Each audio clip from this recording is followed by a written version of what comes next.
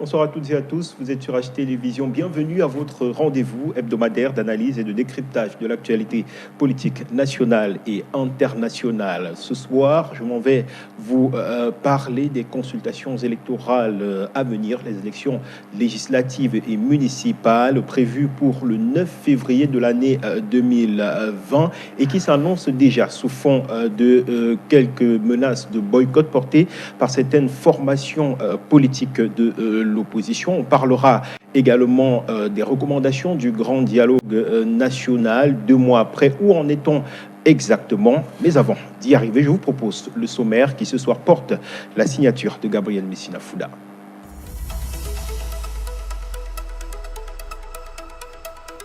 Bonsoir. À 2 mois du double scrutin législatif et municipal, le spectre du boycott continue de planer sur certaines formations politiques de l'opposition. Si le MRC a d'ores et déjà choisi de jeter l'éponge, certains partis sont moins fermes, mais agitent la menace d'un si certains préalables ne sont pas respectés avant le jour du scrutin. C'est le cas, par exemple, du Social Democratic Front qui exige comme condition à sa participation le retour à la paix dans les régions anglophones. Nous ne voulons pas que cet exercice se transforme en bain de sang, dixit Joshua aussi, premier vice-président du Parti de la Balance. Au Parti camerounais pour la réconciliation nationale, l'on demande une rallonge de 15 jours supplémentaires au Conseil électoral pour les dépôts de dossiers de candidature. Faute de quoi, le parti pourrait bien briller par son absence à ces élections. Des menaces qui, selon le gouvernement, s'apparentent plus au chantage et à de la surenchère. René Emmanuel Sadi et Paul Atanganji appellent les acteurs politiques à faire montre de responsabilité et à prendre en compte les destins collectifs de leurs familles politiques respectives, ainsi que les aspirations individuelles de leurs partisans, dont l'enthousiasme et la détermination à prendre part à ce double scrutin législatif et municipal ont été perceptibles dès la convocation du corps électoral. De toutes les manières, un boycott de ces 3 formations politiques va-t-il jeter l'opprobre sur le double scrutin législatif et municipal? Le pouvoir de Yaoundé peut-il envisager le scénario d'un report? S'agissant du nord-ouest et du sud-ouest, les garanties sont-elles réunies pour la tenue d'une élection libre et transparente? Tentative de réponse au cours de cette émission. Ce soir, nous parlerons également du grand dialogue national. 2 mois après la tenue des assises et l'adoption des recommandations, où en sommes-nous exactement avec leur implémentation?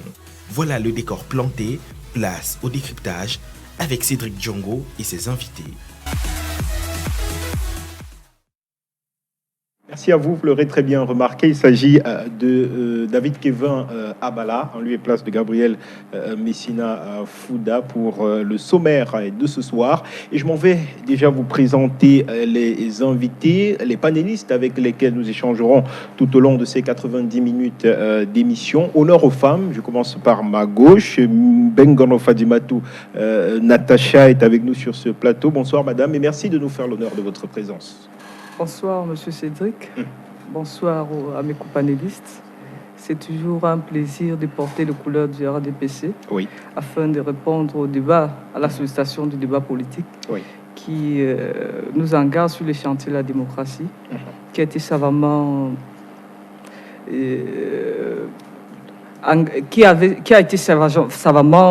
lancé comme ça par le président national du RDPC dans les années 90. Avec l'ouverture, l'autorisation de la création des partis politiques à travers les lois sur les libertés publiques en général. Tout ça. Et la liberté d'expression. Ma présence ici sur votre plateau concrétise davantage et renforce l'idée selon laquelle nous allons certainement vers des voies plus prometteuses en ce qui concerne la démocratie dans notre pays. Alors, des voix plus prometteuses en ce qui concerne la démocratie. J'aimerais quand même vous faire dire un mot sur ces investitures au sein du Rassemblement démocratique du peuple camerounais, où, de l'avis de la presse nationale, les directives du chef de l'État, du président national du RDPC, ont été balayées d'un revers de la main dans certaines circonscriptions électorales, où le chef de l'État demandait, par exemple, à ce qu'il y ait de nouvelles figures, que certains parlementaires puissent bien évidemment bénéficier de la retraite parlementaire, céder la place à une nouvelle élite politique au sein du parti de la Flamme. Votre regard sur ces batailles d'investiture dans votre parti? Vous savez, les investitures au sein du RDPC sont derrière nous. Et ce que je peux dire, c'est qu'à 95%, voire plus, oui, les directives du président national ont été respectées. Et deuxièmement, c'est normal qu'il y ait des éclats de voix à gauche et à droite, parce que ça, vous le savez mieux que moi, le RDPC regorge d'une multitude de personnes bien assises sur leur base politique, ce qui fait que chacun aspire à se maintenir ou bien à se trouver une place au soleil. Le problème... Quand nous essayons de voir au niveau des représentations parlementaires, on ne peut pas avoir un siège pour 1000 personnes. Oui, alors le problème Natacha Bengono, permettez-moi, c'est par exemple, vous avez des circonscriptions où la base estime qu'elle n'a pas véritablement, elle n'est pas représentée à travers le candidat. Vous savez, je peux le dire avec autorité parce que moi-même, je suis un produit de la base. Oui. Je suis un produit de la base et j'ai pu vous dire que dans ma circonscription électorale, qui est celle du Noun Sud 1, et plus particulièrement dans la circonscription législative du Noun Sud, du Noun Centre, les choses se sont déroulées selon, dans les règles de l'art, conformément et dans le strict respect de la circulaire du président national. Oui. Il est bien vrai, quand vous parlez de l'ouverture, j'étais le moins haïssable, c'est vrai, mais je peux vous dire que j'ai été porté par ma base pour être candidate titulaire aux législatives de 2020. C'est la base qui a décidé. On n'a rien imposé à personne. Mais ce qui fait que ceux qui voulaient être investis par la base peuvent dire tout ce qu'ils peuvent dire. La presse est là pour cela. Il y aura des récupérations, il y aura de l'affabulation, mais toujours est-il que je puis vous rassurer que les investitures, la présélection au niveau du RDPC, c'est derrière nous. Merci. Et aujourd'hui, en rang serré, nous regardons dans l'avenir, et l'avenir, ce sont les élections du 9 février 2020. Voilà, c'est ça qui est plus intéressant. Merci. Maintenant. Un deuxième panéliste sur ce plateau qui est également candidat à la députation dans la circonscription électorale du Foudi, Angelo Toueli, représentant du Parti camerounais pour la réconciliation nationale sur ce plateau. Bonsoir et merci de nous faire l'honneur de votre présence. Oui, bonsoir Cédric, bonsoir aux co-panélistes, notamment à mon camarade que je retrouve avec beaucoup de joie. Oui. Bonsoir aux téléspectateurs qui nous regardent dans l'instant. Alors, peut-être également un mot pour ces investitures au sein du Parti camerounais pour la réconciliation nationale, où on pointe un doigt accusateur sur l'administration camerounaise qui aurait freiné les procédures permettant à ce que certains candidats de votre parti ne puissent pas déposer à temps leur dossier de candidature. Juste un mot là-dessus et je pense qu'on pourra développer davantage tout au long du débat. Oui, tout à fait.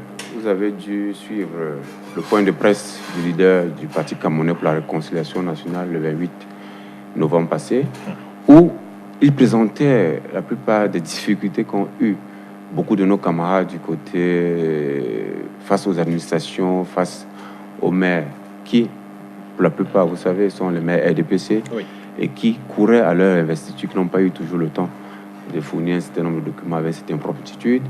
Vous avez suivi le point de presse où on parlait des difficultés qu'il y avait à obtenir une pièce au niveau des impôts qui était la non-redevance.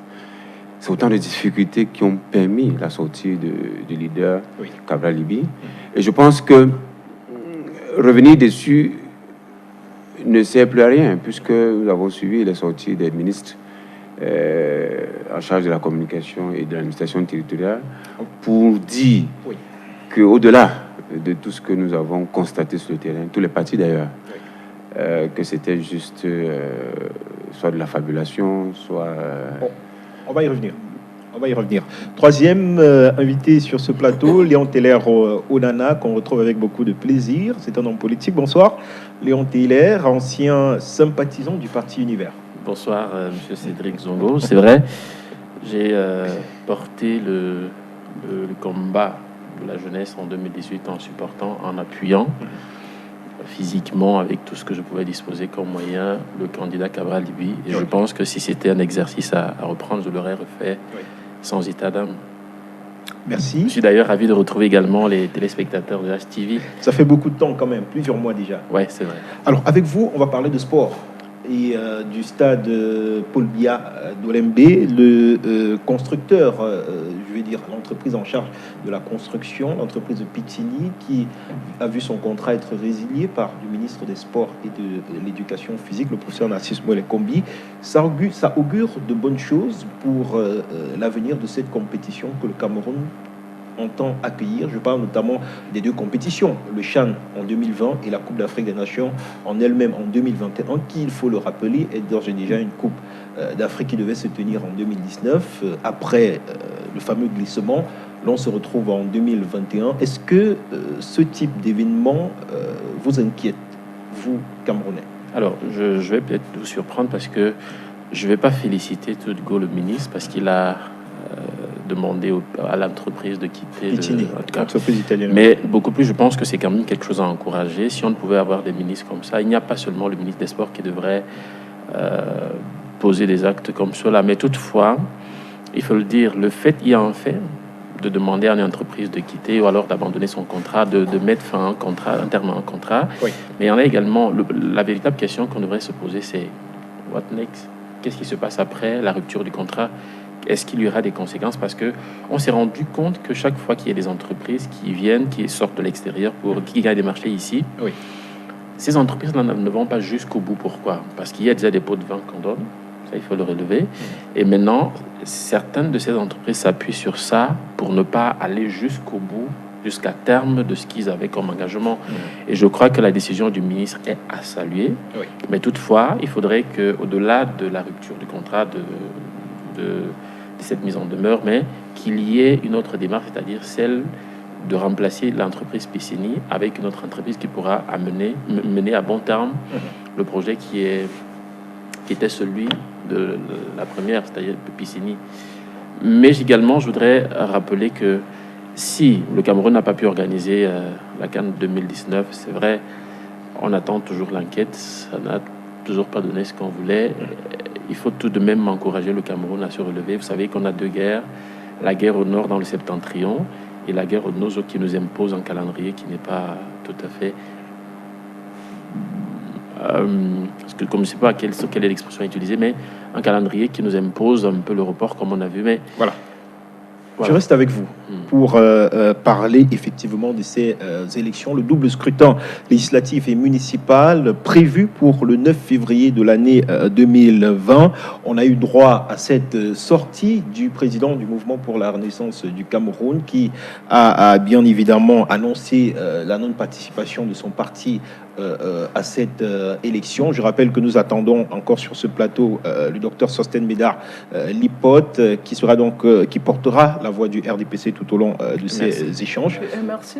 Le MRC, bien sûr. Merci. Alors, on a eu droit à ce boycott du MRC. Après le MRC, le SDF et le PCRN qui eux également menacent de ne pas participer, se retirer bien évidemment à ce scrutin si un certain nombre de préalables ne sont pas apposés. Il y a par exemple pour le cas du SDF le retour à la paix dans le nord-ouest et le sud-ouest. Le PCRN demande par exemple 15 jours supplémentaires pour rattraper les candidatures qui n'ont pas pu être déposées à temps du fait d'un certain nombre de lenteurs administratives. Selon vous, toutes ces revendications des trois principales formations de l'opposition, notamment pour ce qui est de la dernière élection présidentielle, sont-elles fondées? Alors déjà, je pense qu'on a l'impression qu'on est dans une pièce de théâtre. Parce qu'en réalité, lorsqu'on veut boycotter une élection, on n'attend pas constituer des dossiers, déposer quelques-uns, parce que ce que vous savez, lorsque Elekama a reçu des dossiers, il y a certains dossiers du MRC que Elekama a d'ores et déjà reçus. C'est comme l'histoire durant la présidentielle avec Akeremouna qui déclare soutenir Kamto et dont on a retrouvé les bulletins de vote parce qu'il avait déjà déposé sa candidature. Ça n'a pas de sens. Maurice Kamto, en annonçant qu'il se retirait, il sait pertinemment qu'il y a certains de ces dossiers qui ont été déposés par-ci. Vous en êtes sûr? Bien sûr, bien évidemment. J'ai vu certains de ces militants qui ont écrit qu'eux, ils avaient déjà déposé leur dossier. Ça, c'est un fait. Maintenant, Elekam ne va pas retirer ces listes, ces dossiers, parce que Maurice Kamto se serait désolidarisé ou alors aurait demandé à ce que... Non, c'est pas ça. Elekam a son travail. Je crois que si jamais les listes n'ont pas de griefs, ne regorgent pas de griefs, ces listes seront publiées. D'une manière ou d'une autre, on retrouvera 1 ou 2 ou 3 dossiers du MRC quelque part. Ça, c'est un fait. Maintenant, il décide de se retirer du processus. C'est son choix. Vous savez, le Cameroun a 350 partis, formation politique. Vous comprenez? Oui. Et il faut voir, il y a beaucoup de formations politiques. Peu importe. L'élection présidentielle, c'est un fait. Les élections locales, c'est également une autre chose. Que le MRC aille aux élections ou pas, ce n'est pas un problème. Parce que, je prends un exemple. Dans le Fundi, il y a des petits partis politiques dont vous ne parlez pas. Le Merci, le Mouvement pour l'émergence et le réveil d'Historiens. Il y a certains de ces partis politiques, ils ont des listes dans le Fundi également, ils vont aller aux élections. Donc même sur le SDF, le MRC ou alors le PCRN, je doute fort que mon ami Tweli... qui sont quand même les 3 formations politiques majeures. Je n'en disconviens pas, mais le problème c'est quoi? On devait le faire avant. Oui. Comprenez? Et il n'y a aucun mécanisme aujourd'hui constitutionnel qui puisse permettre au chef de l'État de proroger à nouveau le mandat des élus aujourd'hui. Sauf s'il y avait, il introduisait entre guillemets un projet de loi aujourd'hui à l'Assemblée nationale qui viserait à... Mais le problème c'est que je pense que tout ça c'est de l'enfumage à la limite. C'est de l'enfumage. Et je pense que si nos amis du SDF, du MRC, j'écarte un peu le PCRN parce que je suis convaincu que Cabral ira aux élections et que mes amis du PCRN comprennent que aujourd'hui, c'est pas le fait de ne pas aller aux élections qui pourra résoudre le problème au nord et au sud-est. C'est la volonté politique de ces leaders-là. D'accord. Alors, Angelo Tweli, avec vous, on parle notamment de ces 15 jours supplémentaires demandés par le Parti camerounais pour la réconciliation nationale. Pour le gouvernement camerounais, c'est un chantage, de la surenchère. Que va faire le PCRN exactement? Vous avez suivi ce point de presse conjoint qui a été donné hier par le ministre de la Communication et le ministre de l'Administration territoriale, laissant entendre que le scrutin devra se dérouler au mois de février, donc pas de délai supplémentaire. Quelle est la posture du parti de Cabral Libye à la suite de cette annonce? Le PCRN a suivi effectivement le point de presse des ministres de la Communication et de l'Administration territoriale. Oui. Et ce que nous avons retenu de cet entretien, c'est qu'ils se sont appuyés sur des dispositions de la loi. C'est les légalistes. De l'article 170, la prorogation des délais des conseillers municipaux ne peut dépasser 18 mois. Oui. Ils sont appuyés dessus. Également sur l'article 15 de la Constitution. Nous sommes contents de savoir que c'est des légalistes. Et nous avons pris acte. Et à notre niveau, quand nous déposons notre requête, nous nous sommes appuyés sur l'article 10, alinéa 2 du Code électoral, oui, qui disposait que le Conseil électoral, face aux réclamations et autres contestations, pouvait envisager étudier un certain nombre de requêtes. Je vous l'ai dit d'entrée de propos que nous avons eu énormément de difficultés à constituer les listes, oui, avec l'effet des sous-préfets qui n'étaient pas disponibles pour toujours délivrer les attestations de domicile à beaucoup de nos camarades dans plusieurs localités. Nous avons eu les cas avec les non-redevances. Nous avons eu les cas du côté de la mairie avec les extraits de naissance, oui, les souches qui disparaissaient et les maires qui n'étaient pas présents. Au vu de ça, nous avons pensé juste présenter ces réclamations au niveau du Conseil électoral qui devrait prendre des mesures. Mais est-ce que le Conseil électoral a justement cette compétence? L'article 10. Là est le problème. L'article 10. Oui. Je peux vous sortir mon code électoral, je suis venu avec. L'article 10 dispose justement, je vais vous lire ça, ordonne les rectifications rendues nécessaires à la suite de l'examen des réclamations ou contestations reçues relatives aux élections. Oui. Moi qui vous parle, je suis allé très tôt, 2 jours après la convocation du corps électoral, 3 jours, un mercredi, j'étais au palais de justice de Kounou pour faire un certificat de nationalité. Mais ils n'étaient pas au courant là-bas que ces pièces étaient gratuites. Ils n'étaient pas au courant qu'il fallait remettre leur système à jour. Oui. 3 jours, voilà autant de retard. Il y a eu énormément de difficultés pour avoir ces pièces. Quand nous présentons cette situation, nous pensons que nous sommes tous de bonne foi. On pourrait comprendre et des dispositions pouvaient être prises. Oui. À l'heure où nous sommes, nous avons pris acte du fait que ELECAM et l'administration, peut-être il y a une forme de mutualisation à ce niveau, ils sont d'accord que nous irons aux élections et que nos réclamations ne donneront pas suite. Mais nous sommes surpris quand ils évoquent la loi. Ils jouent les légalistes. Parce qu'on sait pertinemment que dans ce pays-ci, les articles 66 n'ont jamais été appliqués. Tantôt, on pense à la loi. Il y a des moments où il faut penser à la loi. Donc, il y a des Camerounais, on ne le fait pas. Il y a une application à géométrie variable de la loi, c'est ce que vous dites. Tout à fait. Oui. Maintenant, au niveau du parti Camerounais pour la réconciliation nationale, la requête que nous avons faite, le point de presse du président Cabral Libye, était à l'issue des difficultés qui remontaient de la base. Aujourd'hui, nous sommes en train de mener des consultations. Nous sommes en train d'écouter cette base qui, justement, a subi les méfaits non seulement de l'administration fiscale, mais également des sous-préfets zélés que nous avons rencontrés, et notamment des maires majoritaires RDPC. Oui, ma question.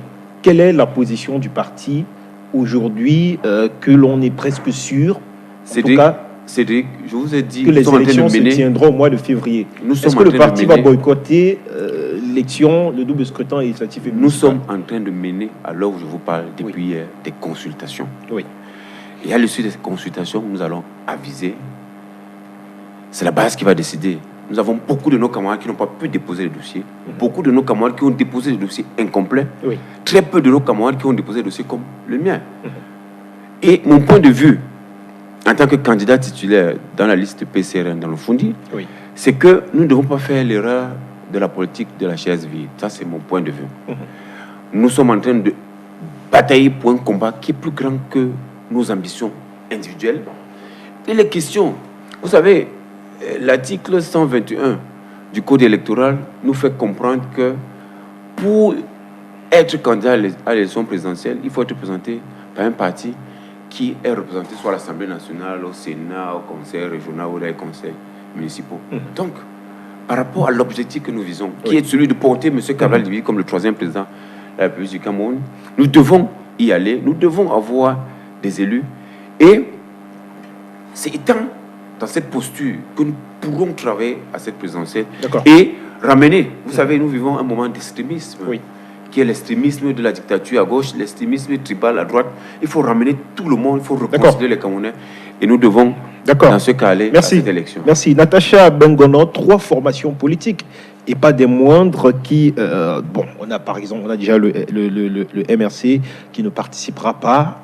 À cela vient s'ajouter le PCRN qui est peut-être parti pour...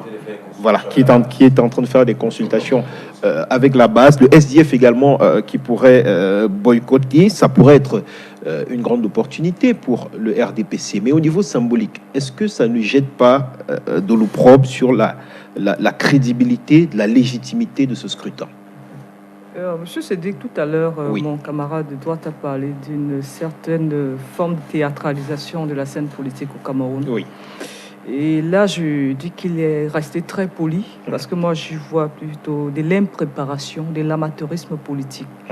Parce qu'il a suffisamment bien expliqué comment il est tellement incohérent qu'un parti politique, une formation politique qui a participé aux élections en 2018 avec le même code électoral, dans les mêmes conditions, au plus fort moment de la crise dans le Nozo, parce qu'aujourd'hui, il faut savoir qu'il y a un peu d'accalmie par rapport à 2018.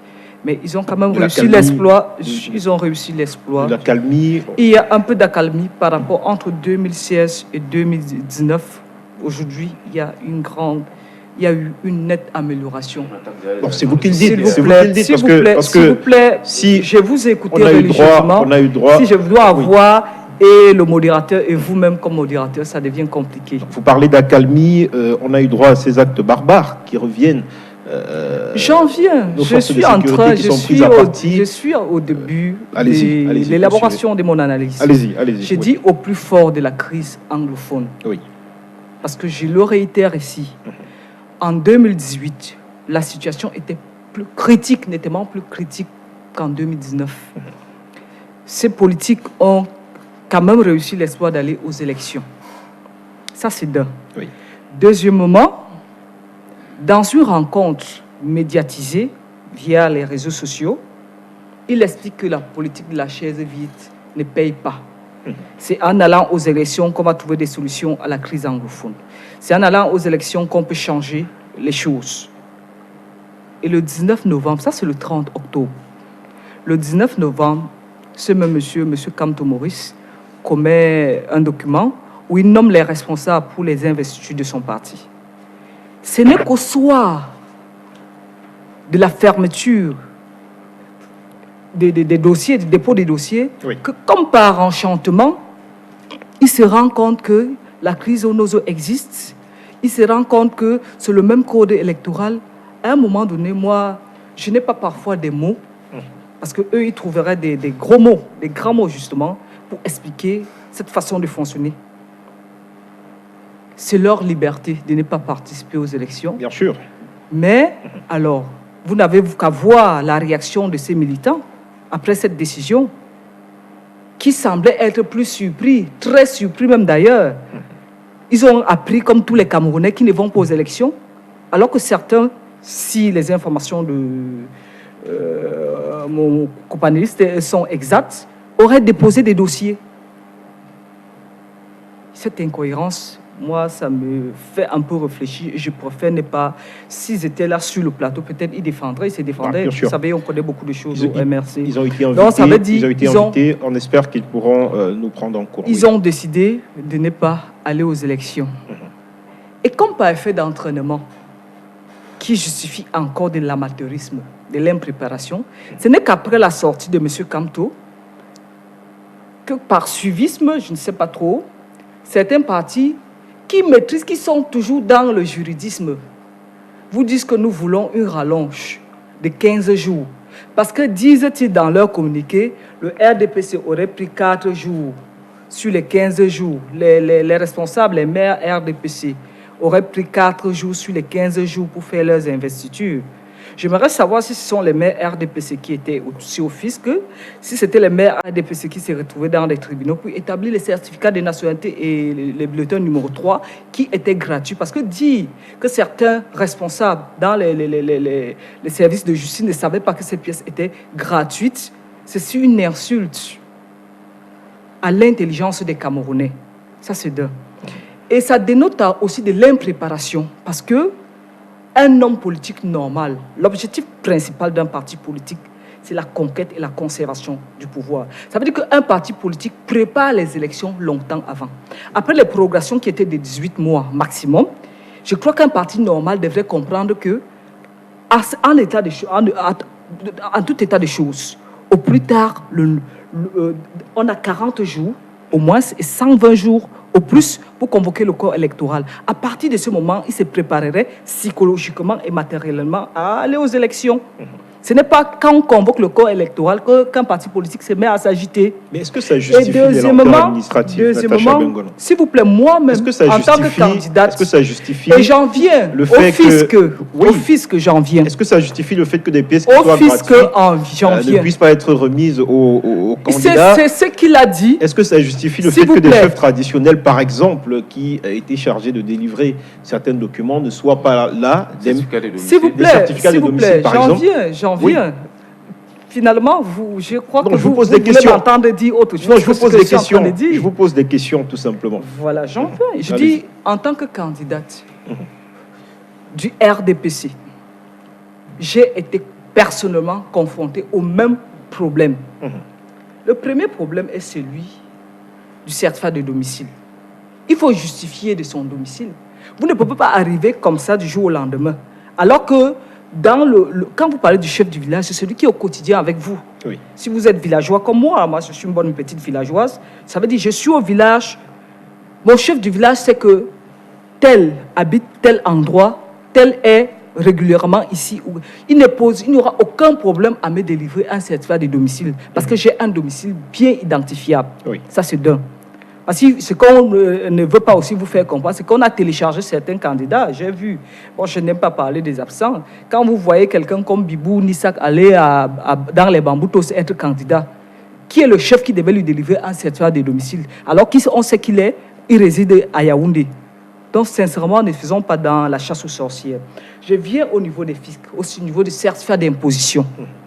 En principe, quand l'on se présentait avec son certificat d'imposition qui me montre que vous payez régulièrement votre taxe foncière, on vous délivrait une attestation de non-redevance.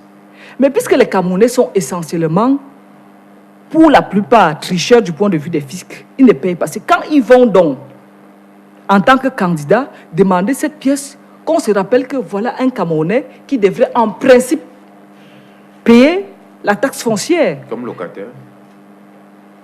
Même comme locataire, si votre bailleur a un certificat d'imposition, vous l'utilisez, on vous délivre une attestation de non-redevance.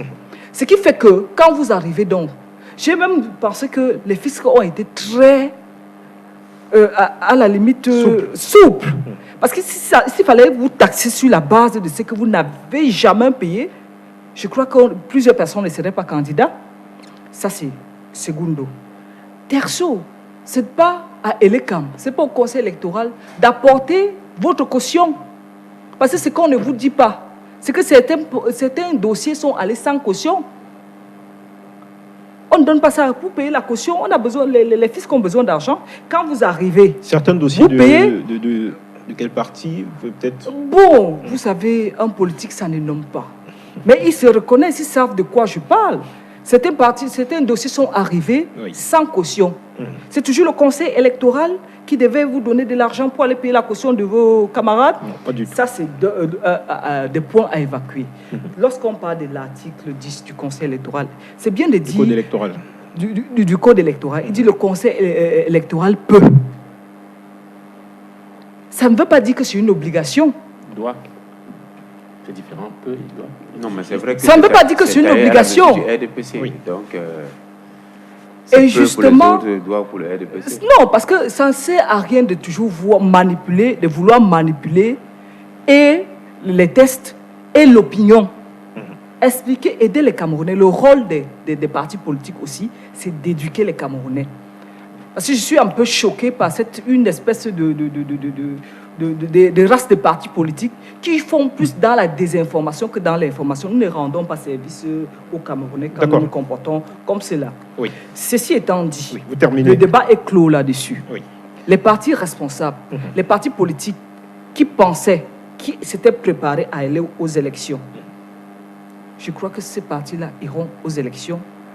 La conférence de presse d'hier, tenue conjointement par le porte-parole du gouvernement et le ministre de l'administration territoriale, a été, je crois, suffisamment éloquent dans ce sens.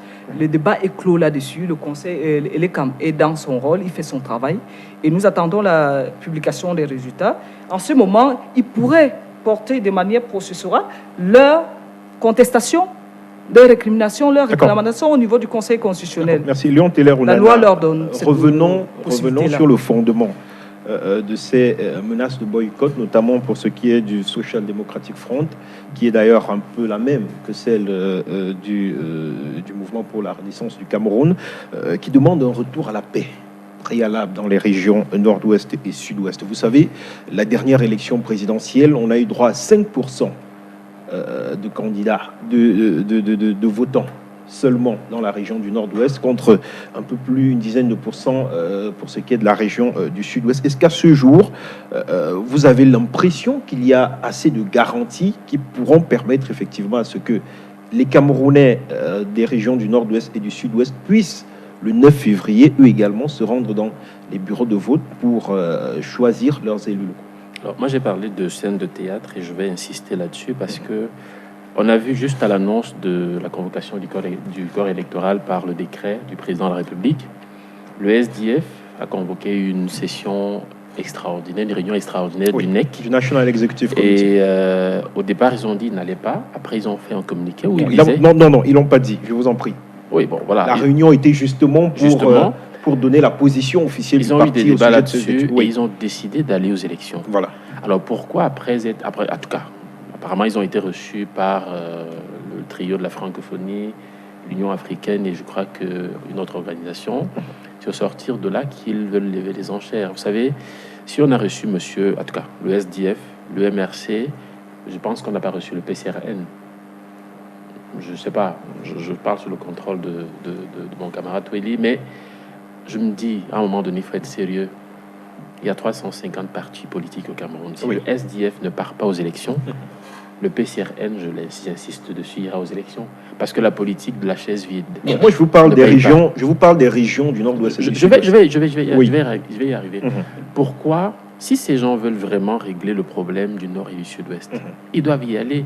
Parce qu'en réalité, la base politique du SDF, c'est au Nord et au Sud-Ouest. Mais le contexte sécuritaire ne s'y prête pas, Léon Teller-Onana. Il fallait poser ces préalables. SOSDF de ramener la paix, de rétablir l'ordre. Ce n'est non plus SDF de demander à ce qu'il n'y ait pas élection au Cameroun, ni au MRC. Ils sont libres de se retirer du scrutin, c'est tout simple. Mais la question fondamentale qu'on devrait se poser, c'est, oui, c'est vrai, on rejette, admettons, en tant soit peu qu'il y a eu un grand dialogue et que jusqu'à preuve de contraire, le président de la République n'a pas fait une communication là-dessus pour dire que voilà, telle ou telle orientation qu'on va mettre en place. Le SDF, qui est fortement représenté à l'Assemblée nationale, en tout cas par rapport aux autres partis politiques de l'opposition, aurait dû, au moment où on a convoqué le corps électoral, boycotter même, en disant on ne va pas assister à on ne va pas y être lors à cette rentrée parlementaire. Ils n'y sont pas. Non. Il y a un député du SDF qui y est. Un démissionnaire. Un démissionnaire, mais il n'a pas démissionné. Il est du SDF et il est d'ailleurs du Sud-Ouest. Si je pense qu'il est du Sud-Ouest. À un moment donné, je pense que les parlementaires du SDF ont choisi le chemin du boycott. Ce qui est de la session parlementaire. Mais il y en a un parmi. Il y a un qui est là. Voilà. C'est important de le préciser aussi. Voilà, Et moi, je pense que je peux comprendre que aujourd'hui, il y a certains qui n'ont pas pu avoir, même sans liste à présenter pour les échéances à venir, et que ils se saisissent un peu des discussions avec la francophonie, l'Union africaine pour poser des préalables. C'est bien, c'est normal. Non, mais comment est-ce qu'on va régler cette crise? Je voudrais pas vous arrêter. Le MRC, en boycottant l'élection, ce n'était pas après avoir consulté le président de la commission de l'Union africaine ou les secrétaires généraux de la francophonie et du Commonwealth. C'était bien avant. Mais le MRC, en boycottant les élections, avait déjà tout de même constitué certaines listes, juste à organiser un peu la séquence d'investiture. Oui, là on est d'accord. Il y a une certaine, bien sûr, cohérence dans la praxis, dans la démarche politique que du MRC et également du SDF.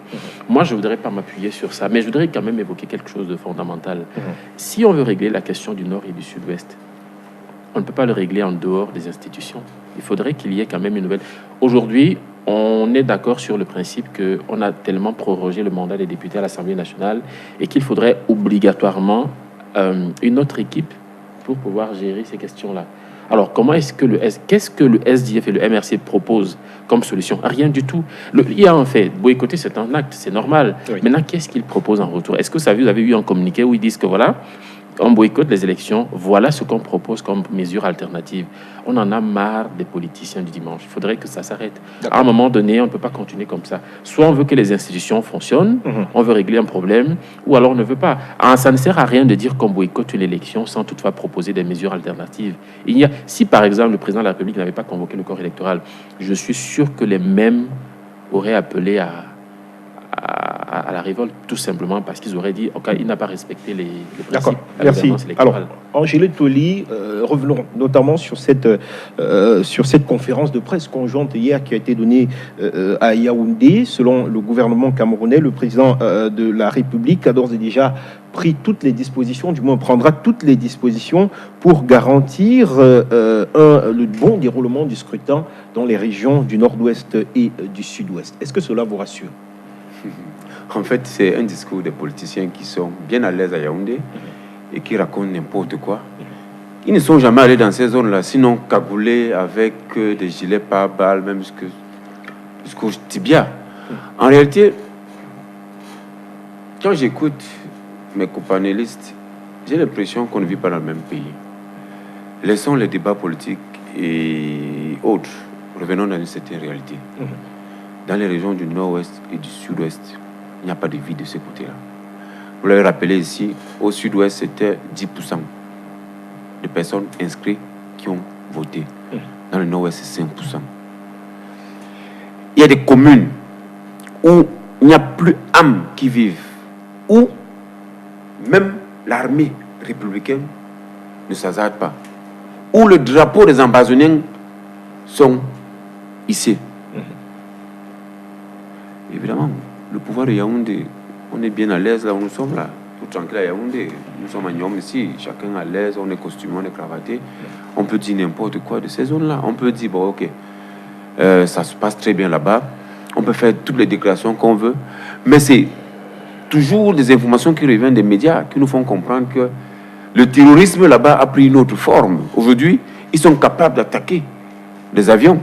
À vous parler bien sûr du terrorisme. Peut-être ils n'ont pas encore des moyens modernes, mais ils s'essayent. Il y a 3 ans, ils commençaient cette histoire avec des machettes, avec des fusils de chasse. Aujourd'hui, on a vu les AK-47 de ce côté. C'est pour dire que la condescendance qui caractérise le RDPC et le régime, elle fait mal. Les récriminations du SDF par rapport à la situation sécuritaire dans la zone du Nozo, elles sont évidentes. Mais ce qu'on peut aussi dire, c'est que on est surpris parce que de notre petite expérience, on aurait pensé qu'au sortir du grand dialogue, on va aborder ces questions, au sortir du grand dialogue national, on pouvait convoquer de manière extraordinaire l'Assemblée nationale pour essayer de donner un contenu, peut-être au statut spécial qui sortait de ce grand dialogue. Mais rien n'a été fait. On est dans un régime où le rythme est celui qu'on connaît. Nous avons depuis 1996 une constitution qui parlait de décentralisation. 23 ans après, rien n'est fait. On parlera de l'après-dialogue. On parlera de l'après-grand dialogue. C'est le deuxième thème à l'ordre du jour ce soir. Oui, nous avons dans ce régime des gens qui savent brandir la loi, parce que les sorties du ministre de la Communication, il a cité énormément d'articles. Mais là, il a oublié de citer certains de ces articles qui sont dans notre Constitution, qui sont dans notre loi fondamentale, qui ne sont pas mises en œuvre. En fait, vous l'avez dit tout à l'heure, nous sommes dans un pays où les questions de droit sont à géométrie variable. C'est dommage. C'est dommage d'être aussi condescendant. C'est dommage d'écouter le ministre de l'administration territoriale dire qu'après une réunion avec le gouverneur, toutes les mesures de sécurité sont prises. Ce n'est pas vrai. Nous savons que dans ces zones, il y a plus de 1 million de déplacés. Et qui vont aller voter là-bas?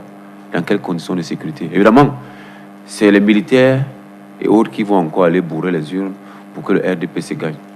Et c'est dommage. Voilà. Natacha Bengono, je m'en vais vous poser la même question à vous. Dans le nord-ouest, sud-ouest, vous pensez que toutes les garanties sont mises sur pied, telles que l'a affirmé les ministres de l'administration territoriale et celui de la communication hier, pour qu'une élection libre et transparente puisse effectivement avoir lieu dans ces 2 régions du Cameroun, nord-ouest et sud-ouest? Je me ferais un tort aux Camerounais si je répondais pas à la négation à cette question, parce que nous sommes dans une république. Et lorsque j'ai écouté Monsieur Touli Angelo, merci, je m'appelais des gens par leur nom, parler du terrorisme dans le Nozo, ça m'a rassuré. À partir du moment où nous sommes une république, on ne peut pas accepter que des personnes s'attaquent à la République de manière impunément et que nous abandonnions ces zones-là à ces terroristes parce qu'ils ont pris les armes. Il a également dit quelque chose. Il dit avant, c'était avec des machettes. Si une arme parvient à toucher un aéronef en plein vol, ça veut dire que c'est une arme bien sophistiquée. J'aimerais leur poser la question à eux là qui connaissent mieux le terrain que nous autres du RDPC, qui semblons vivre dans les nuages. D'où viennent ces armes-là? Les armes, ça coûte cher. S'il y a un problème, s'il y a une rhétorique, une rengaine qui revient sur la question du nozo, c'est qu'on dit que les gens y vivent mal. Il y a la paupérisation ambiante. Mais est-ce que cet argent, utilisé par certaines personnes véreuses, qui s'accopinent parfois de certains partis politiques, qui sont la face visible, en fait, de ces groupes terroristes, cet argent... Des partis politiques camerounais? Nous sommes au Cameroun, à ce que je sache. HTV, c'est au Cameroun. Nous y sommes encore. Justement, nous y sommes encore. Donc ça veut dire quoi? Cet argent qui est utilisé pour acheter des armes, oui. L'armement coûte cher, c'est une industrie qui coûte cher. Cet argent ne pouvait-il pas être utilisé pour construire des écoles, pour améliorer le quotidien de ces enfants, des frères et sœurs de ces régions-là? Non, ils préfèrent utiliser ça ailleurs. Et c'est applaudi par certains hommes politiques qui semblent vouloir surfer sur la question de la sécurité, la problématique de l'insécurité au Cameroun pour faire de la surenchère politique. J'aurais bien aimé... Bon, je suis un peu embarrassé parce que hier, M. Cabral était sous la coupole de Univers. Aujourd'hui, ils vont avoir, que dirais-je, l'excuse que le PCRN, c'est hier qu'il a pris en cours de chemin. Mais j'ai vu le candidat Cabral dans mon arrondissement, à Foumbot, qui compte à peine 84 bureaux de vote, mais il n'y avait pas de représentants. Mais ils pensent que là-bas, où ils sont incapables de s'implanter, d'avoir des militants, le RDPC a besoin d'aller bourrer les urnes. Ça, c'est d'un. Vous ne pouvez pas être incapable de présenter des candidats dans des zones et estimer qu'on va vous voler vos voix là-bas. Ce n'est pas possible. Ça, c'est ce qui fait le charme des élections locales. C'est là où... C'est en ce moment qu'on reconnaît les partis qui vivent sur le terrain et non dans les réseaux sociaux. Oui, je vous relance. Permettez-moi, je n'ai pas fini. Non, je vous relance juste sur un point. Là, vous parlez de l'incapacité de certaines formations politiques à être présentes sur le terrain. À avoir des militants, parce qu'un parti politique, ça vit, la ressource principale, c'est d'abord les militants. Moi, je vous parle de sécurité. Non, j'en viens. Parce que quand vous posez la question de sécurité, on essaie de tout mettre, vous ne recadrez pas. Mais il faut bien que je réagisse. Allez-y. Quand on parle du SDF, qui aujourd'hui s'arc-boute sur la situation sécuritaire dans le Nozo, à ce que je sache, le SDF existe depuis 1992. Et moi, si j'avais été au SDF, je serais mal à l'aise de parler, presque 27 ans après, de fiefs politiques. Le RDP, c'est un fief national. Je ne sais pas si on se comprend. Parce que dans chaque circonscription locale, on trouve des militants, des sections. Donc aujourd'hui, il serait aberrant qu'un parti s'arc-boute sur 2 régions sur 10 et estime qu'il ne va pas aux élections. Soit on le lui concède. Il a des élus locaux là-bas, les députés de la nation. Contrairement à ce qu'on vous dit, je crois qu'ils ont ce qu'on appelle les micro-projets parlementaires. Depuis sensiblement 20 ans que le SDF est au Parlement. Bon, je comprends qu'ils vont décrescendo dans l'affection des populations. Qu'est-ce qu'ils ont fait concrètement pour améliorer la vie de ces populations-là? Qu'est-ce que les maires... Parce qu'on aura beau dire que la décentralisation ne suit pas. Nous qui avions été dans la politique, très longtemps, nous savons que les choses ont évolué. La décentralisation a été entamée, que ce soit sur le plan de l'éducation, sur le plan de la santé. Tout à l'heure, on parlait de cette affaire d'imposition, l'attestation d'imposition. Je me suis amusé à demander à quoi servait cet argent. La taxe foncière, on on m'a donné des documents qui m'expliquaient que 70% allaient dans les communes pour le développement local. 20% allaient dans le FECOM, au FECOM, qui est une espèce de banque des communes, qui revenait sous forme de centimes additionnels.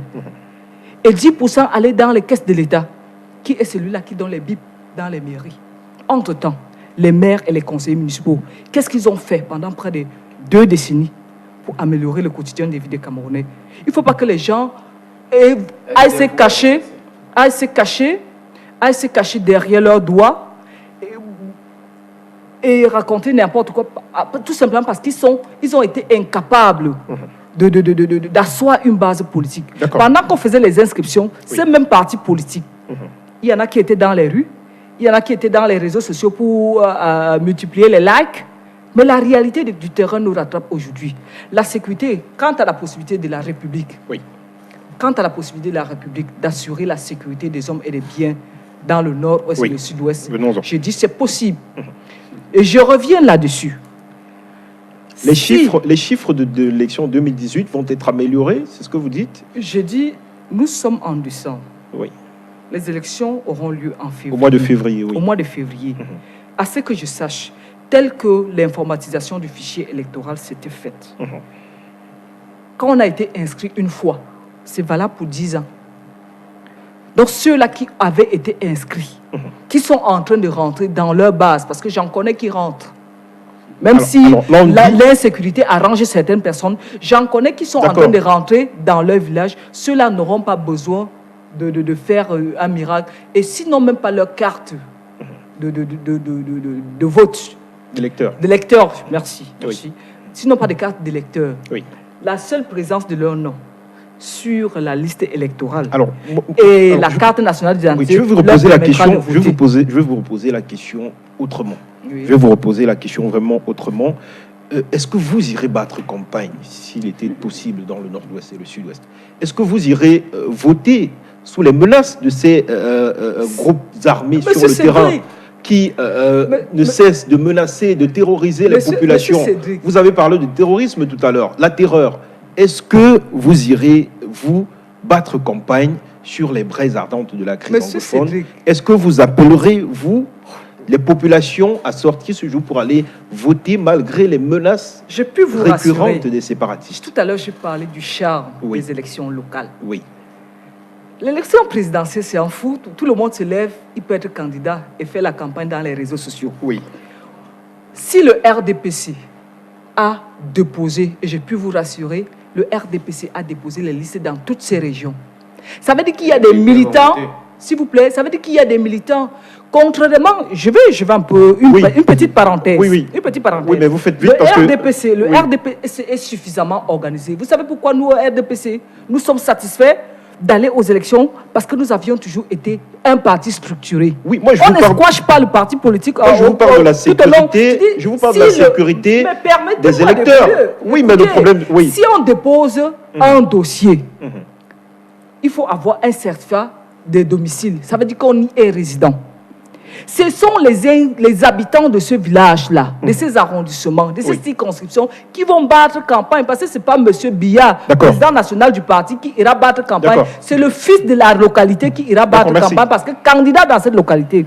Et ça veut dire que si on est candidat dans cette localité, on y vit. D'accord. Le RDPC va battre campagne dans le Nozo. D'accord, merci. Léon Taylor, on a peut-être une réaction au sujet de... Peut-être ça peut surprendre mes amis du PSN, parce qu'ils n'ont pas de candidats là-bas. Ils sont un peu perdus, ils sont dans les nuages. Ils n'ont pas de militants là-bas, ils ne peuvent pas comprendre ce que je suis en train d'expliquer. D'accord, c'est compris, Natacha Bengono. Léon Taylor, on a... je reviens vous poser la question encore, quant aux garanties sécuritaires dans le nord-ouest, sud-ouest. Vous irez, vous, battre campagne dans le nord-ouest pour la députation, pour une mairie au vu du contexte actuel? Est-ce que vous pensez qu'il y a une motivation supplémentaire par rapport à 2018 pour permettre à ce que les populations qui ne se sont pas rendues, les électeurs, j'allais dire, qui ne se sont pas rendus dans les urnes lors de l'élection d'octobre 2018 puissent cette fois-ci aller pour voter leurs conseillers municipaux et députés? Alors, déjà, avant de répondre à votre question, je voudrais rappeler à M.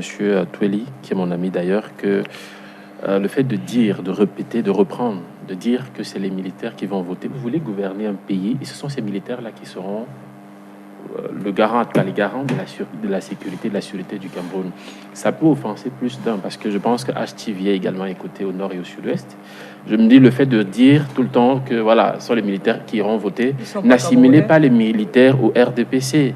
Ce sont des Camerounais. C'est l'armée républicaine. Ils peuvent voter même le PCRN, le MRC ou le RDPC. Le fait de dire que ce sont les militaires qui iront voter, c'est une façon de dire que les militaires sont pro-RDPC. Bon. Encore que le vote est secret. Voilà. Je n'ai pas précisé le parti qui devait voter. On a dit que 5% d'électeurs du côté du nord-ouest. C'est pratiquement ces bataillons qui sont installés dans ces régions. D'accord, merci. Alors, je vais également je vais donc dire que pour moi, oui. Alors, l'une des questions qu'on ne pose pas, c'est que les Amazoniens luttent contre qui? Contre le gouvernement ou contre les citoyens qui vivent dans ces zones-là? Parce que si on accuse le président de la République, M. Biya, de ne pas pouvoir aller à Tka, il n'est pas parti dans ces régions-là, et que Joshua Uchi, par exemple, qui est de la zone, ne peut pas aller lui-même battre campagne dans son village, c'est un problème. Il y a un problème de sécurité pour ceux qui est de Joshua aussi. Alors, ça veut dire... Désolé, je suis bien obligé de revenir sur cette je vais aller jusqu'au bout. Laissez-moi aller jusqu'au bout. S'il y a un problème de sécurité, ça veut dire qu'il y a un problème à la base. Pourquoi je le dis? Je le dis parce que si les Amazoniens peuvent confondre M. Joshua Uchi à, je ne sais pas, M. Biya, il y a un problème. Ça veut dire que c'est M. Joshua Uchi qui devrait se tenir avec la République pour régler ce problème de sécurité. Pourquoi je le dis? Je le dis parce que jusqu'ici, on n'arrive pas. M. Touali a parlé de terrorisme et je suis tout à fait d'accord avec lui, à quelques exceptions près, parce que ce sont des Camerounais, c'est vrai. Oui. Ils ont des griefs contre la République, c'est vrai. Mais la manière dont ils... Contre le système RDPC. Oui. Je vous en prie, Angelo Touali, permettez qu'il poursuive. Allez-y. Oui. Bon, la manière dont il pose ses griefs est contre nature et va en opposition avec les règles de la République. De la République, là on est d'accord. Maintenant, je suis d'accord avec vous sur le fait qu'il y a un problème de sécurité et qu'il sera très difficile pour les candidats de ce côté d'aller battre campagne. Mais je suis tout autant rassuré que le RDPC a forcément déposé des candidatures, des dossiers là-bas, et que au moins ceux qui ont déposé les dossiers de candidature iront voter pour eux-mêmes. Alors, les partis d'opposition pouvaient également faire pareil. Déposer, s'ils ont des militants de ce côté, constituer des listes, aller au moins déposer des dossiers et également aller voter pour eux-mêmes. Oui. Moi, je dis, déjà, arrêtons la sorcellerie. À un moment donné, il faut faire les choses de manière sérieuse. Regardez, on ne peut pas continuer à réclamer le boycott d'une élection, à la fois et demander également qu'on puisse résoudre le problème du nord et du sud-ouest. Dans quel est le cadre? Comment est-ce qu'on va régler ce problème-là? Si on doit accorder un statut spécial au nord et au sud-ouest, est-ce qu'on va créer un autre parlement à côté de celui-ci, étant donné que la loi ne permet plus au président de la République de pouvoir proroger davantage le mandat des députés de la nation, ni des conseillers municipaux? Il faut être sérieux. Et moi, je continue de dire que le SDF, par souci de cohérence, aurait pu démissionner. Ils peuvent démissionner du Parlement et dire qu'OK, écoutez, à compter d'aujourd'hui, on ne peut plus parler du parti du Parlement comme on est. Oui, ça aura un effet. Maintenant, du moment où ils restent députés, ils perçoivent quand même un salaire chaque mois et ils boycottent. C'est juste une rallonge de la facture. Ils veulent juste continuer à percevoir de l'argent sans toutefois aller aux élections. Je prends un cas précis, M. Mbandam est vice-président de l'Assemblée nationale. Vrai ou faux? Il est du SDF.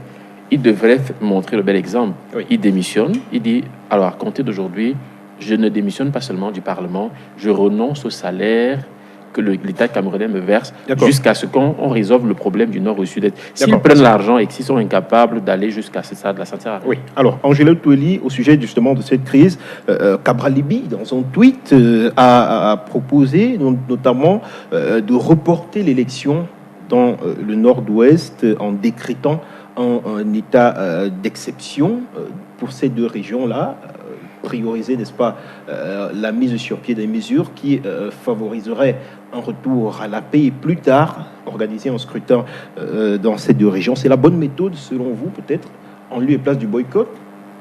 Toujours est-il que nous sommes dans une démarche réconciliatrice. Oui. Nous pensons que le régime qui nous gouverne est souvent en manque d'inspiration. Et dans ce sens, on peut leur faire un certain nombre de propositions. Oui. Je pense qu'à l'issue du grand dialogue national, il était question de parler du statut spécial de ces deux régions. Dans cette lancée, peut-être, il peut avoir, dans le cadre actuel, des élections dans les 8 autres régions, et que, ayant trouvé un continent à ces deux régions, au statut spécial de ces deux régions, oui. essayer de repousser les élections dans ces zones. En fait, c'est des propositions qu'on apporte sur la table, histoire de d'exprimer, histoire d'aller dans le sens de l'apaisement. Oui. Mais je suis toujours surpris quand j'écoute ceux du RDPC qui, toute honte bu ou alors avec une certaine légèreté, disent qu'il est possible d'aller battre campagne dans ces régions. Est-ce que Mme Begono peut apporter sa tenue du RDPC? Elle se retrouve à Batibo. Elle suivit une journée. C'est pas vrai. Mais quand dans les médias, Pêché à Yaoundé, on dit on peut battre campagne, nous avons fait des listes de ces côtés. Nous savons comment ils font des listes. Nous savons qui vont voter là-bas. Nous savons comment ça va être organisé. Nous sommes tous des Camerounais. Ne exagérons pas. Ne prenons pas les enfants du bon Dieu pour des canards sauvages. C'est pas normal que Mme Bengono, une mère d'enfants, et c'est des jeunes qui sont en train de mourir là-bas, se place, nous disent ici, en Mondo Vision, qu'il est possible d'aller battre campagne dans les zones nord-ouest, sud-ouest. C'est pas vrai. Il n'est pas possible d'aller battre campagne là-bas. Et des Camerounais consciencieux qui y vivent ont déjà pris la queue des champs. Ceux qui restent sont soit partisans avec les Ambazoniens, soit ils vivent dans des forteresses protégées par des militaires. Et nous savons que dans ces régions, il n'y aura pas véritablement d'élection. Et les militaires qui sont les militaires de la République, majorité là-bas, sont eux qui vont aller voter pour essayer de faire un saupoudrage pour que face au vu de la communauté, alors, quel peut en être l'effet? Qu'on dise qu'il y a eu élection de ces zones. C'est pas vrai. Il n'y aura pas élection. Quel peut en être l'effet si les élections se déroulent dans le contexte que vous êtes en train de décrire, s'il n'y a pas une participation massive des populations, est-ce qu'il y aura un effet politique tout au moins à l'issue de la publication des résultats? C'est-à-dire que nous sommes gouvernés par un régime RDPC depuis 37 ans. C'est un régime qui est passé maître uniquement dans la conservation du pouvoir. Ils prennent des mesures pour apaiser. Ils ont le pouvoir, ils ne gèrent pas l'envie, le désir des Camerounais. Actuellement, le régime du RDPC veut un certain accalmie parce qu'ils sont acculés de toutes parts. Il veut l'accalmer. Il veut justement organiser cette élection, peut-être dans les zones nord-ouest, sud-ouest. Ils vont faire une certaine mascarade, un saupoudrage et présenter à la communauté internationale le Cameroun comme pays où tout va pour le mieux. C'est pas vrai. Rien ne va dans ce pays. Les Camerounais au quotidien se battent pour essayer de rester calmes. Parce qu'il faut le dire, les Camerounais ont un certain mérite. Si nous avions été assez agités, c'est que nous ne sommes pas en train de causer ici calmement. C'est que les arbres crépitent de toutes parts. Les Camerounais sont consciencieux. Les Camerounais ont envie de vivre dans la paix et dans la sérénité. Mais le régime qui est en place ne respecte pas le moindre désir des populations. Quand vous écoutez la dame parler de RDPC qui est organisé depuis 37 ans, elle le dit avec fierté. Mais c'est un parti qui est inféodé à l'administration. C'est un parti État qui n'utilise que les moyens de l'État. Dans ce pays-ci, on a laissé la prévarication, les détournements arriver à un certain niveau pour que l'argent obtenu des caisses de l'État serve à implanter le RDPC. Quand ils se retrouvent en train de se moquer des partis comme le SDF qui doivent se battre dans l'adversité, moi je pense que... Il n'y a pas eu de moquerie, elle a juste relevé le fait la condescendance, la façon... Elle le dit avec certaine condescendance en se moquant des autres, disant nous, RDPC, on a détourné les milliards de l'État, on a organisé. Je pense que... Là, c'est vous qui le dites. Vous aurez l'occasion de répondre. Il faut faire attention aux Camerounais. Ils sont les plus importants dans tout ce qu'on fait là. Voilà, Natacha Bengono, réaction d'abord. Je ne vais pas laisser dire à M. Toueli ce que je n'ai pas dit. M. Toueli. M. Toueli, bon. M. Angelo Toueli, ce que je n'ai pas dit. J'ai dit ceci. Il est malsain. Moi, un militant du SDF, si je l'avais été, je serais mal à l'aise 27 ans après de m'arc-bouter sur 2 régions. Oui, vous l'avez bien dit. En tant que fief, oui, on l'a compris, je ne pense que je prie que M. Angelo essaie de comprendre, d'entendre ce que je dis et non d'entendre ce qu'il entend dire en moi à travers mes dires. Je suis désolé, je suis encore présente sur le plateau. Et deuxièmement, Le RDPC, c'est la palissade que de dire que c'est un parti organisé. Et nous avons la chance, j'ai pu vous dire, tout à l'heure, vous parlez de condescendance, de ceci, de cela. Peut-être c'est votre façon de vous exprimer au PCRN. Bon, M. Cabral, je l'ai connu sous un autre label, c'était quoi, l'Univers. Bon, vous savez, quand on est comme ça, tantôt on prend le premier taxi vert et après on prend le deuxième taxi jaune, on ne sait plus là où vous placer. C'est normal, vous pouvez parler des autres comme vous voulez. Et vous semblez mieux connaître le RDPC que votre parti à vous. Parce que depuis, vous parlez tellement de nos choses. Vous savez comment nous faisons nos listes. Vous savez comment... La différence entre vous et nous, c'est parce que vous ne savez pas comment que l'élection locale, ce sont les personnes sur place, sur le terrain, qui s'activent chaque jour à travailler sur le terrain, qui sont candidats. Je comprends votre gêne. Vous ne pouvez être que dans les agglomérations. Si vous aviez des militants, vous serez ailleurs. Et peut-être vous comprendrez que ce sont les militants de la base qui constituent les listes. Ce sont les militants de la base qui se présentent aux élections. Ce ne sont pas les gens qui ne partent pas d'ailleurs pour aller être candidats là-bas. Ça, c'est pour l'élection locale.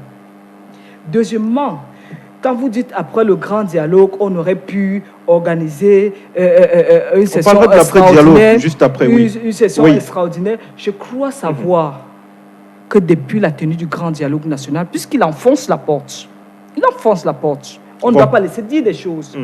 Il y a eu une commission de démobilisation et de réinsertion. Et nous avions vu des jeunes qui avaient été utilisés, moi j'insiste là-dessus, par certains politiques véreux, par certaines personnes qui ont voulu surfer sur l'insécurité. Il y en a qui ont même cru, quand sa copinant il a utilisé un terme là que je ne connais pas, il parle de ambazo machin, qui s'est pensé s'accopiner de ces gens-là pour attirer leur sympathie. On ne traite pas, à un moment donné, avec ceux-là qui prennent les armes contre la République. Et deuxièmement, ces jeunes-là qui avaient été entraînés dans ces voies par certaines personnes qui font dans la manipulation politique, ils se sont retrouvés et ils sont rentrés dans la République. Et des choses sont en train d'être faites pour que ces jeunes-là reviennent dans la vie normale. D'accord, je vous pose la question à présent. Oui, je vous pose la question, puisqu'on reviendra tout à l'heure au grand dialogue national et l'implémentation des recommandations qui ont été adoptées, qui ont été déposées sur la table du chef de l'État. Je voudrais savoir, est-ce que, sur le fond, les revendications qui sont portées par ces formations politiques de l'opposition, notamment la réforme consensuelle du code électoral, le rallongement, le retour à la paix, ne devrait pas amener les pouvoirs publics, l'État, à reconsidérer sa perception du jeu démocratique, à faire des concessions. Monsieur Cédric, je vais vous le réitérer ici. Le principal objectif d'un parti politique, c'est la conquête et la conservation du pouvoir. Et pour conquérir le pouvoir, on doit... S'il vous plaît, pour conquérir le pouvoir, un parti politique doit pouvoir s'organiser, gagner des sièges. Et à partir de ce moment-là, quand vous parlez des plaintes, des machins, on ne va pas s'asseoir. On ne donne rien en politique. Je parle de consensus. On ne donne rien. Parce qu'à un moment donné, le consensus doit se faire dans des cadres légaux. Qu'est le Parlement, que ce soit l'Assemblée nationale et le Sénat. Vous ne pouvez pas refuser de participer de manière normale à la vie politique d'un pays et attendre qu'on vienne vous donner des choses à la maison. Si ces gens-là avaient le véritable souci du bien-être des Camerounais, je crois que la moindre des choses aurait été, puisqu'il y a eu une expression mise à la mode, c'est chacun avec 1% qui dit qu'il a gagné les élections. L'autre vient avec 3%, 6%, dit que nous aussi, nous avons gagné. C'est tout le monde qui le réclame. Mais voilà, le jet a été, les dés ont été jetés. Aller aux élections, ceux-là qui hier tassaient notre Parlement de Parlement illégitime. Parce que leur mandat était arrivé à expiration. Ils tassaient les élus locaux d'élus illégitimes.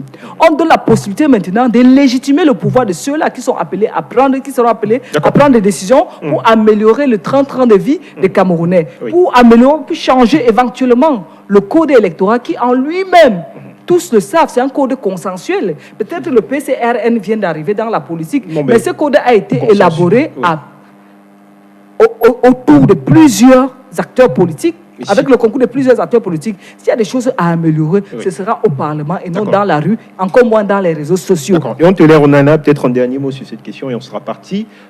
Est-ce qu'on doit faire des concessions pour finir, pour le PCRN, pour le SDF, le MRC, pour faire vivre justement la scène démocratique camerounaise? Est-ce que les pouvoirs publics ne devraient pas également envisager cette démarche-là? Alors, mon ami Angelo sait qu'il est juriste d'ailleurs, il sait qu'on dit que l'obéissance à la loi, quand c'est prescrite, est liberté. Le Cameroun a sa constitution, il y a la gouvernance électorale qu'il va falloir respecter d'une façon ou d'une autre. Moi, je peux comprendre qu'on devrait peut-être leur accorder, si c'était possible, si c'était à l'église, oui, leur accorder des mesures de clémence, 15 jours, oui. Mais le problème, c'est que la loi, elle est dure, mais c'est la loi. Maintenant, ce que je peux demander à mes amis du PCRN, parce que je considère que le combat de 2020, c'est beaucoup plus 2025 qui en veut, il a bien spécifié. Il faut aller aux élections, gagner des sièges et se préparer pour ça. Alors, je vais également profiter de l'occasion pour dire à certains aînés, je parle de ceux qui pilotent le SDF et ceux du MRC, et beaucoup plus m'adresser à la jeunesse en leur disant, oui, eux, ils sont là depuis.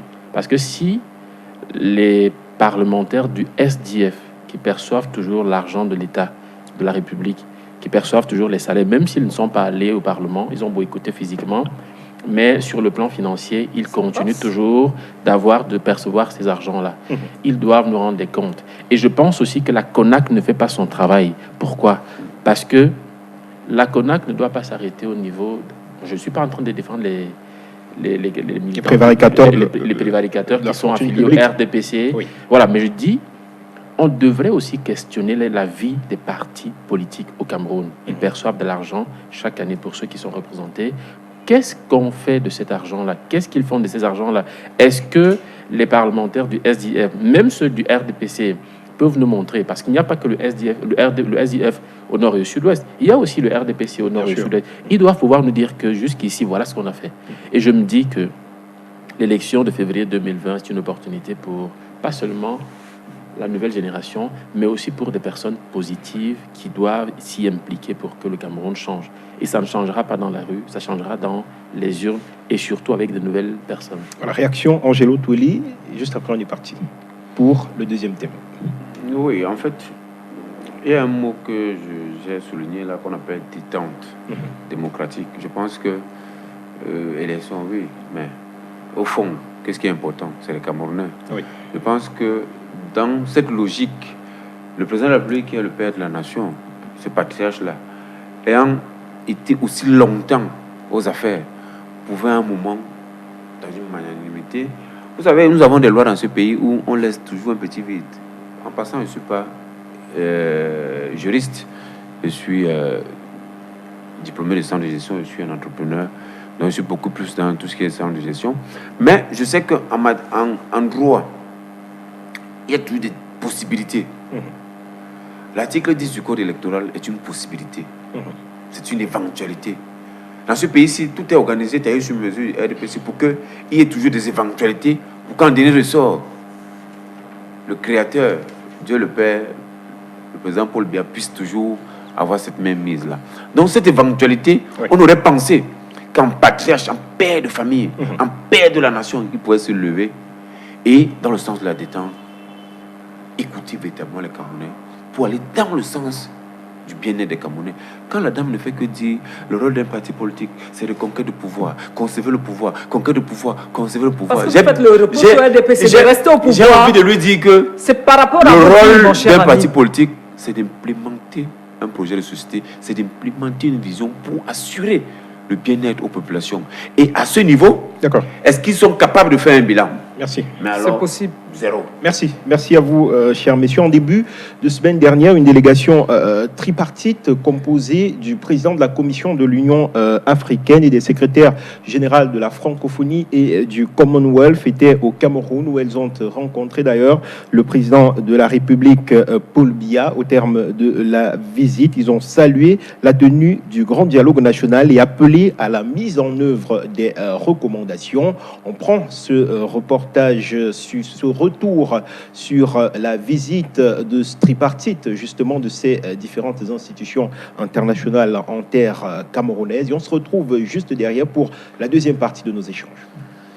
La visite des 3 organisations internationales présentes au Cameroun depuis hier se poursuit ce jeudi. Cette fois, c'est avec les acteurs de la classe politique et de la société civile que Moussa Faki Mahamat, président de la Commission de l'Union africaine, Louise Mushikiwabo, secrétaire générale de l'Organisation internationale de la francophonie, et Patricia Scotland, secrétaire générale du Commonwealth, vont échanger. Il s'agit plus précisément du premier vice-président du Social Democratic Front, Joshua Ossi, le président du Parti camerounais pour la réconciliation nationale, Cabral Libi, d'autres maillons de la société civile et des leaders religieux. Rappelons qu'hier, ces 3 hautes personnalités ont été reçues au Palais de l'Unité par le président de la République, son Excellence Paul Biya. C'est dans le cadre d'une commission conjointe que ces organismes internationaux se sont réunis pour trouver des pistes sur le retour à la paix dans les zones anglophones. Ces 3 membres internationaux sont venus porter leur soutien au chef de l'État et par la même occasion se faire une idée eux-mêmes de la crise que vit le Cameroun depuis quelques années. Merci à vous, Gabriel Messina Fouda. De la crise dans les régions nord-ouest et sud-ouest, parlons-en justement. Le chef de l'État avait convoqué pour du 30 septembre au 4 octobre 2019 un grand dialogue national qui avait débouché sur la mise sur pied de quelques recommandations déposées justement sur la table du même chef de l'État. Léon Hilaire-Onana, 2 mois après les assises, les recommandations, peut-on dire que les recommandations sont implémentées à un rythme souhaitable? À mon avis, oui, parce que je me souviens avant le grand dialogue, la tenue du grand dialogue, oui. Personne ne pariait qu'il y avait même des négociations qui se passaient discrètement. Et je crois qu'on devrait accorder le bénéfice du doute au chef de l'État qui manage jusqu'ici le Cameroun. Et on sait pertinemment que cette question du Nord et du Sud-Ouest est en priorité sur sa table. Moi, je pense plutôt qu'aujourd'hui, les Camerounais doivent se poser de bonnes questions. Pourquoi le Cameroun est sur la sellette? Pourquoi, sur la scène internationale, tout le monde parle du Cameroun? Et que nos amis, nos partenaires internationaux, oui, on devrait peut-être respecter l'apport des uns et des autres, mais pas tous. Pas tous. Parce que si aujourd'hui, comme M. Angelo Touelo le disait, qu'il y a 3 ans aujourd'hui, les gens avaient les comment on appelle ça, on va dire des armes blanches. Des armes blanches. Aujourd'hui, ils ont des calaches. Ça veut dire qu'il y a quelque chose qui ne va pas. Aujourd'hui, on a des partenaires qui sont censés, d'une manière ou de l'autre, nous apporter un appui. Et lorsque vous voyez un peu le comportement de ces partenaires, on se pose des questions. Et moi, je me dis... Il y a un complot, selon vous, complot contre l'État du Cameroun? Pas contre l'État du Cameroun, contre les Camerounais. Oui.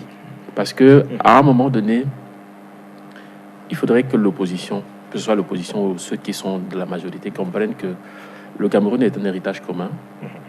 Et M. Biya, jusqu'ici, porte le Cameroun comme étant le principal, en tout cas le président de la République, mais qu'après Biya, le Cameroun va continuer à fonctionner. Parce qu'à un moment donné, on a l'impression que certains interviennent avec la posture d'opposant, en oubliant que le Cameroun est un héritage partagé et que si on est capable d'aller brader ce pays à quelques centimes, à quelques milliards près, parce qu'on nous a promis un siège après le président, ça ne sert à rien. Parce qu'à un moment donné, si les gens sont eux-mêmes incapables d'aller battre campagne au Nozo et qu'ils espèrent, ces personnes-là espèrent pouvoir être à la place de Biya après, tout simplement parce qu'on le leur a... Je le dis à demi-mot, je pense que ceux qui nous écoutent comprennent. Il faudrait que les Camerounais se mobilisent derrière le chef de l'État. Peut-être pas politiquement, mais justement pour qu'on puisse régler la question du nord et du sud-ouest. Moi, c'est un appel que je lance au chef des partis politiques. Oui, au nord et au sud-ouest, oui. Non, le problème, c'est que quand vous dites nord, il y a une région qui est le nord. Donc, du coup, oui, au nord-ouest et au sud-est, voilà, d'accord. Nord-ouest et sud-est. Même au nord, il y a des problèmes au nord dans le septentrion. Bien sûr. Voilà. La crise sécuritaire avec Boko Haram. Voilà. Et aussi, il faudrait que les Camerounais arrêtent de croire que c'est la présence de M. Biya au nord-ouest et au sud-ouest qui pourra résoudre le problème. Donc, il n'a pas besoin de faire le déplacement. Écoutez, si le président se déplace aujourd'hui pour aller au nord-ouest et au sud-ouest, moi, personnellement, je vais voir ça de mauvais œil. Pourquoi ? Parce qu'il y a eu la même situation, peut-être pas la même situation, mais il y a eu des morts également dans le septentrion. Il ne s'est pas déplacé, mais cette situation est en train de se calmer aujourd'hui. Il n'a pas eu besoin de se déplacer parce qu'on a des gouverneurs, on a une certaine administration qui fonctionne. Les Camerounais, surtout ceux qui sont dans l'arène politique, doivent se mobiliser pour l'intérêt, pas partisan, mais pour l'intérêt de la nation. D'accord, merci. Angelo Tweli, après ce grand dialogue national, il y a eu notamment, et plus récemment même encore, un projet de loi déposé devant les parlementaires visant à promouvoir l'utilisation des deux langues, le français et l'anglais, dans les administrations publiques.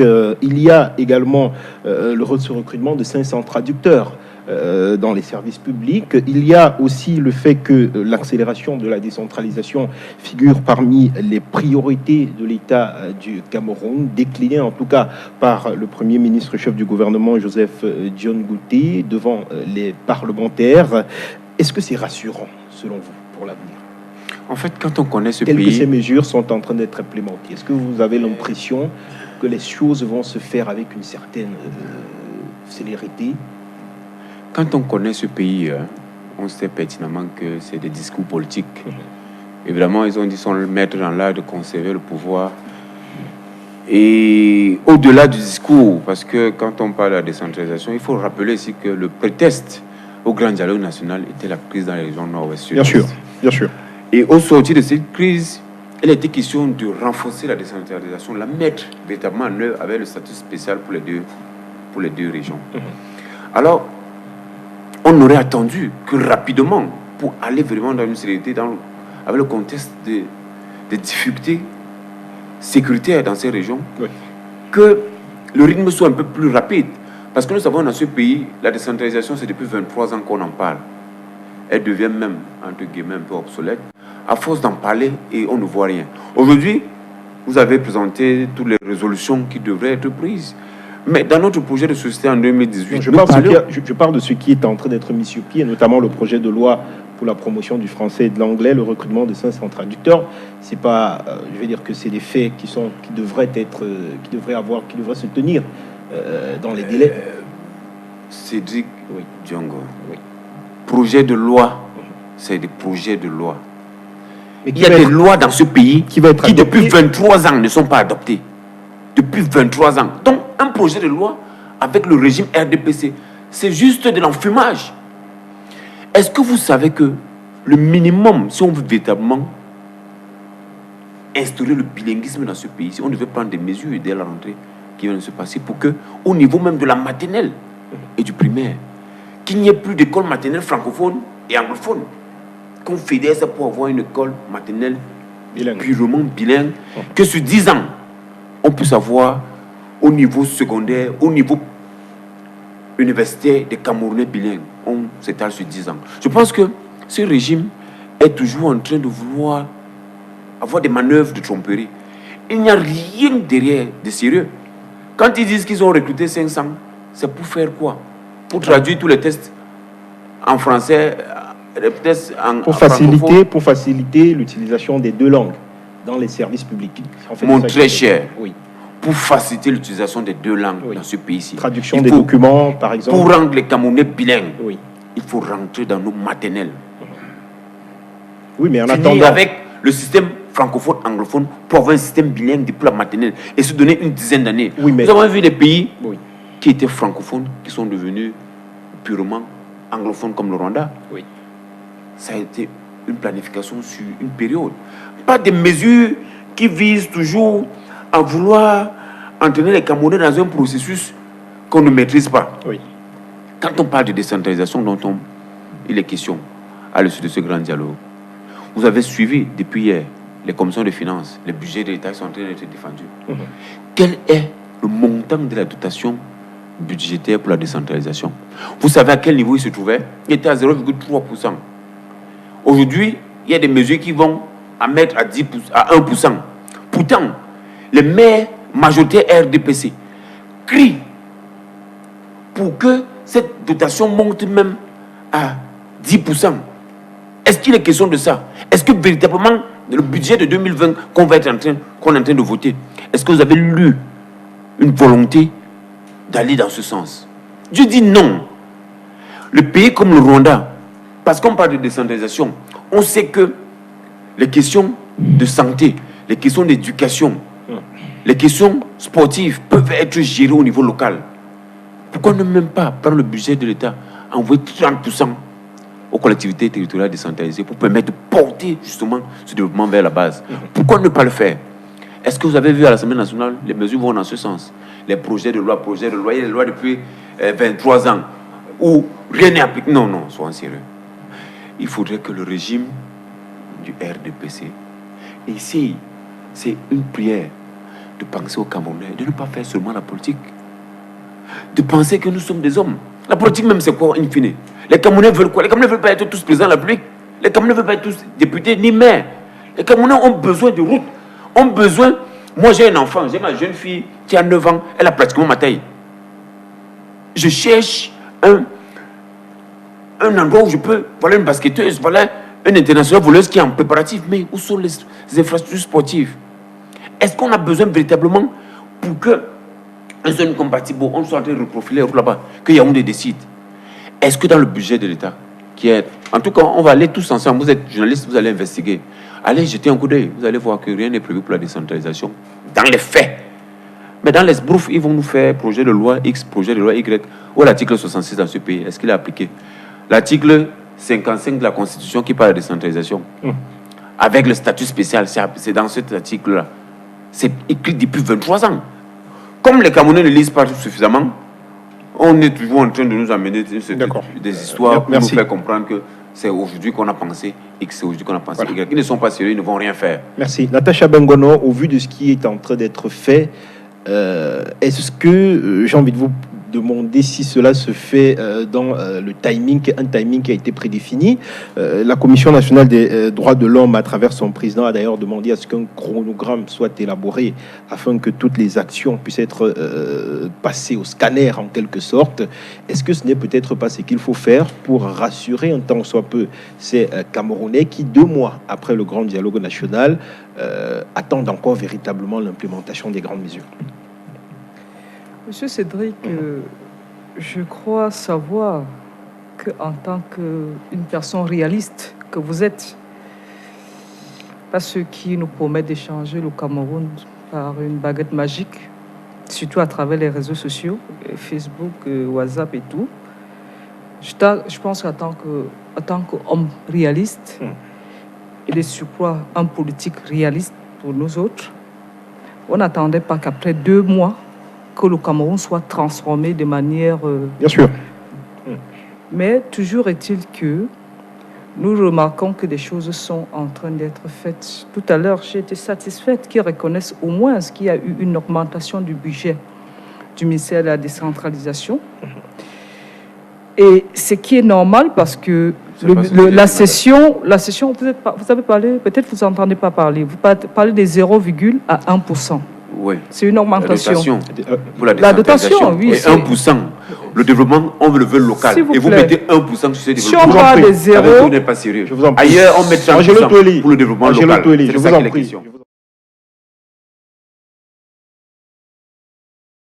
Vous en parlez, cher monsieur, madame. Oui. Qu'est-ce que vous mettez dans la décentralisation que nous espérons tous? D'accord, permettez-lui de... Je peux?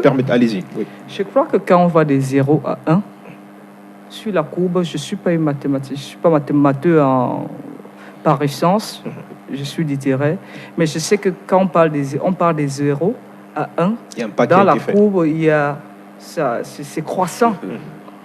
Donc quand il dit qu'au niveau du ministère de la décentralisation, il y a une augmentation, je suis satisfaite qu'ils reconnaissent au moins qu'il y a eu un progrès. Ça veut dire quoi? La session de novembre, la session parlementaire de novembre est une session essentiellement budgétaire. Oui. Et vous le savez autant que moi, que tous les membres du gouvernement qui sont passés, on a essayé de mettre l'emphase sur l'amélioration des conditions de vie des Camerounais. Et pour ce faire, il y a eu une amélioration et de la sécurité de la République. Il y a eu une amélioration des budgets, que ce soit au niveau du ministère de la décentralisation, que ce soit au niveau du ministère des enseignements secondaires, que ce soit au niveau du ministère de l'éducation de base, que ce soit au niveau du MINED, parce que la vie politique engage aussi, c'est un point pas non négligeable de la vie de la République. Oui. Donc, le MINAD qui doit accompagner les CAM dans la mise en œuvre, dans la préparation des élections. Il y a eu une augmentation. Au niveau du service de la sécurité, au ministère de la Défense, il y a eu une légère augmentation par rapport à tout ce que nous vivons. Parce que ce qui est un peu choquant, c'est d'avoir parfois à se frotter à certaines politiques de très mauvaise foi qui essaient toujours de tout peindre en noir. J'ai tantôt dit que nous avions eu la chance de faire la politique un peu tôt. Moi, je sors le mois Aïssa, mais il faut bien toujours qu'on parle de quelque chose venant de quelque part. Oui. Je sors d'un département où nous étions foncièrement dans l'opposition. C'est en 2013 que le RDPC accède à la mairie, dans l'arrondissement de Fumbotu. Oui. C'est en ce moment-là que je comprends que les hommes politiques sont des personnes essentiellement de mauvaise foi, surtout de l'opposition. Parce que c'est quand le RDPC arrive que je constate que chaque année, l'État dote les communes de 27 millions de francs pour entretenir les routes rurales. Je n'ai pas parlé de la nationale. L'entretien des routes rurales. Ça veut dire renseignez-vous.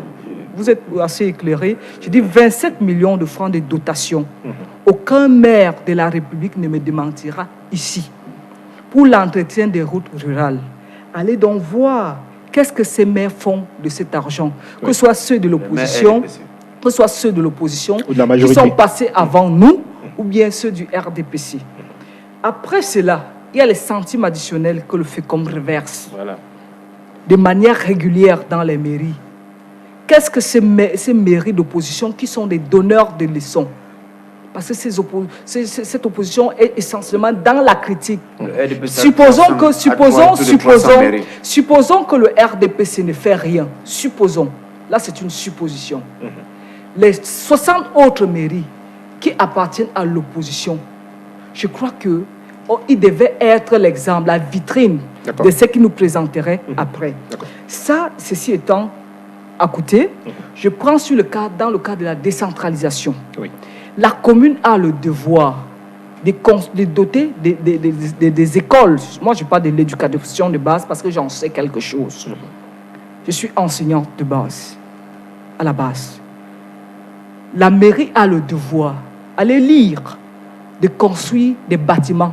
Parce que le montant, il y a eu le transfert de compétences et de moyens de ce côté. Et en tant qu'institutrice, je le dis, et de manière autoritaire, j'ai commencé à travailler quand c'est l'État qui nous donnait le paquet minimum. Quand l'État le faisait en 2 ans, c'était quelque chose de consistant. Et depuis qu'on a transféré à la mairie, ça veut dire qu'il faut interroger la mentalité de ceux-là qui pensent gérer les populations.